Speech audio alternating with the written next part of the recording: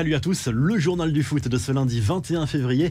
Le Real Madrid commencerait à se poser de sérieuses questions à propos de l'avenir de Kylian Mbappé. Selon le Times, le club merengue aurait fait passer un message à l'international français et on peut parler d'un sacré coup de pression. En clair, soit il signe cet été, soit il ne rejoindra jamais le Real Madrid. Un chantage un peu excessif qui montre l'inquiétude du Real Madrid. En effet, le Paris Saint-Germain a fait une nouvelle offensive à propos d'une éventuelle prolongation pour l'international français avec un contrat XXL à la clé. Et cela inquiète clairement les dirigeants du Real Madrid.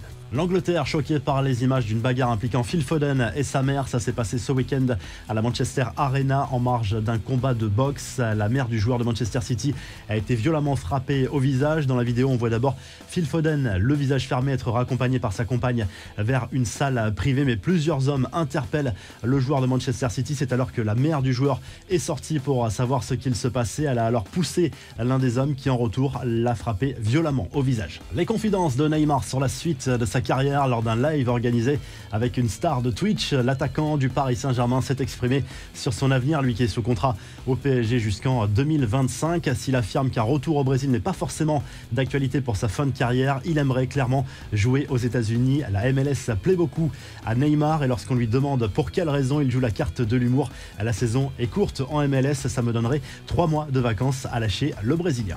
Les infos en bref, plusieurs internationaux français sur le carreau. Corentin Tolisso a été contraint de céder sa place rapidement ce week-end en Bundesliga. Touché derrière la cuisse, l'international français a même quitté le terrain en pleurs. Mauvaise nouvelle aussi pour Anthony Martial, victime d'une blessure musculaire. Le buteur du FC Séville a dû quitter ses partenaires en première période lors de la rencontre de Liga contre l'Espagnol ce dimanche. Il pourrait manquer plusieurs semaines de compétition.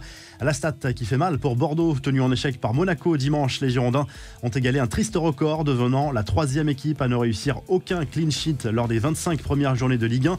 Bordeaux a encaissé son 62e but en championnat. Le club bordelais a tout simplement la pire défense des 5 grands championnats européens.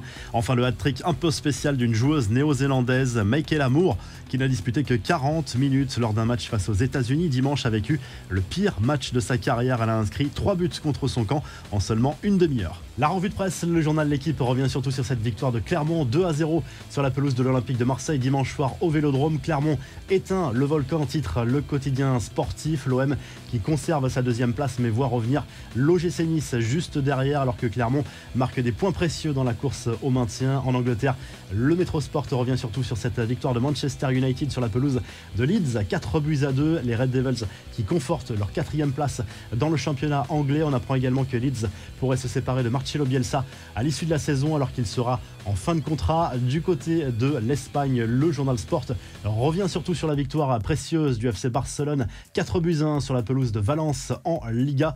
Un succès qui confirme l'embellie offensive des Blaugrana sur les dernières semaines avec un doublé signé Pierre-Emerick Aubameyang notamment. Et puis en Italie, la Gazzetta dello Sport revient sur cette folle course au titre en Italie avec notamment cette défaite surprise de l'Inter Milan 2-0 à domicile contre Sassuolo alors que Naples peut prendre les commandes de la Serie A en cas de victoire à Cagliari ce lundi soir. Si le journal du foot vous a plu, n'hésitez pas à liker, à vous abonner pour nous retrouver très vite pour un nouveau journal du foot. On vous laisse avec le classement des meilleurs buteurs dans les grands championnats européens.